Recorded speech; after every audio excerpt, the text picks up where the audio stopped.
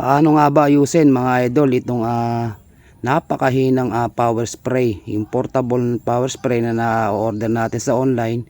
So ikwento ko lang sa inyo mga idol, itong power spray na ito nung unang dumating sa akin ay 1 minuto lang siya umandar. So binidyohan ko yon. So napakatagal na nun, after 2 years na. So ang ginawa ko, binuksan ko yung makina ngayon at napansin ko yung kanyang rotor ay oblong. So sumasaya doon sa may magnet, kaya hirap siyang umikot. Kaya yun, nagawan din natin ng paraan, sinander natin yung para mabilog. So yun nga mga idol, panibagong video ito at ito bago sa inyong mga mata. Tuturuan ko yun ng konting kaalaman, ako na may hindi eksperto dito. So ito ay experience ko lang. So nagagawa naman natin ng paraan. So ayan mga idol, bago natin umpisahan, kung babago ka pa sa aking YouTube channel, subscribe, paki-like, paki-share at para maging updated ka pa at makauna-unahang makapanood ng aking mga iba't ibang videong ina-upload. So tara. So unang step natin mga idol, kalasin natin yan. Yan mga idol yung nanggagaling doon sa ating mga balde or anumang galon. Yan po mga idol yung sinasalpakan natin ng may hose na panghigop. Yun ang humihigop ng tubig at inilalabas naman niya doon sa kabila.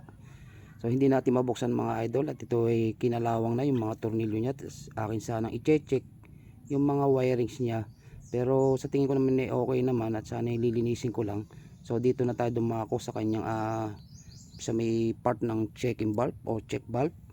So yung mga idol, binubuksan natin at kinailangan natin gumamit ng impact dyan at para matanggal natin. So allen yan, 3 mga idol. Medyo mahaba yung tornilyo niyan. Ayan, mapasin nyo yan, kasama na isang buo. At yan ay may 3 spring. So ayan, napansin natin mga idol, wala nang langis. So talagang kalawang na. So ano na yan, napakatagal na natin hindi napapaltan. At doon sa hindi nakakaalam nga mga idol, yan ay para ding motor, chine-change oil din po yan. At para yung ikot ng ating rotor ay para maging smooth at para hindi siya mahirapan.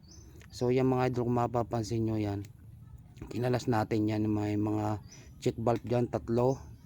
At dyan sa kabila mga idol, may check valve din yan. Yan tinutuunan nung 3 spring niyan. Yan mga idol yung pinaka pump.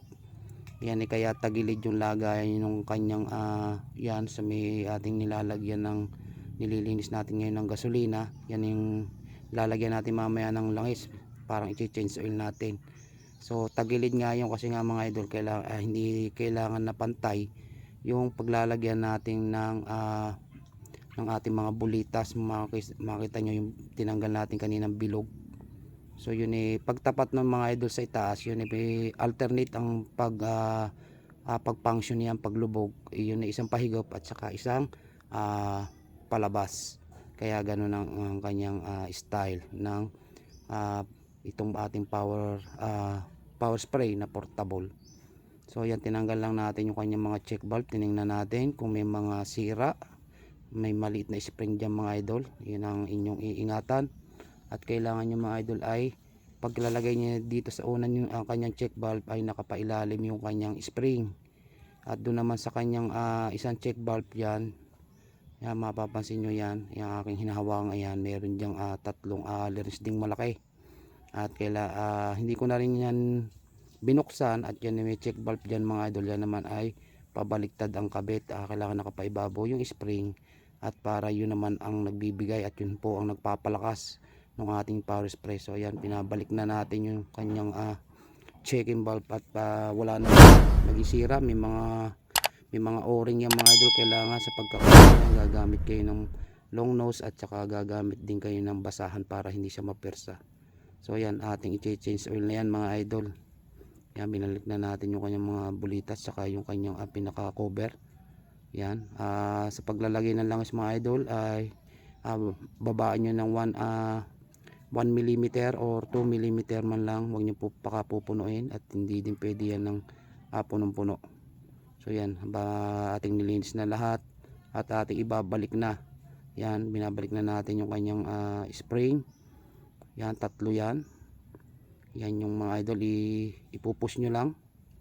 So yung nakikita nyo namang may wire na yon sa ibabaw na yon, yung mga idol, yung kanya nag-automatic pag yung ating gun ay yung ating pinipiga at saka inaalpasan natin ay yung nag-automatic po ng off. So ayan, ating binabalik natin, ibabalik na uli natin yung tatlong alley rings niya. So siguraduhin nyo mga idol na yan ay mahigpit para hindi tumagas yung ating langis. Katulad din po ng ating mga motor na mga sinasakyan, tulad ng mga ibang klase ng motor, kailangan po ay talagang wala din link ng langis. At yan ay yan ang napansin ko nung unang pagkakabukas ko, ay hindi ko napansin ay medyo maluwag, kaya mayroon siyang link na nangyayari, kaya sa katagalan na rin ay naubos na rin yung kanyang langis. So yan, sabay-sabay lang mga idol ang paghihigpit, hindi yan pwede yung isahan, kailangan alternate, kailangan sabay-sabay at pantay ang kanyang pagkakahigpit, at para walang maging link yung ating mapuno mga idol yan, para umigit ng tubig.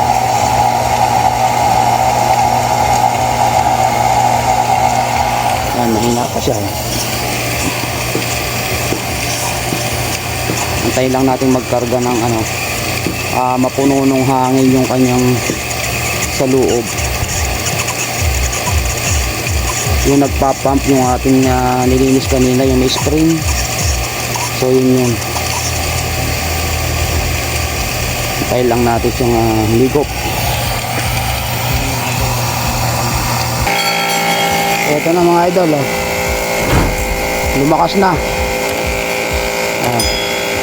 Mapapansin nyo, yung tapo niya napakalayo na. So dati ito, sobrang lakas nito. Ang ginawa ko, binutasan ko yan at pigil na pigil ang tubig. So ngayon, wala na tayong problema. Tingnan natin sa tricycle.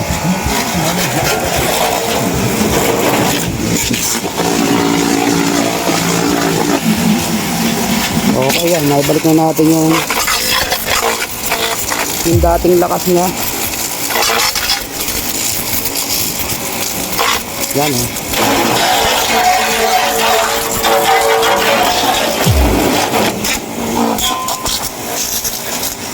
okay lang, hindi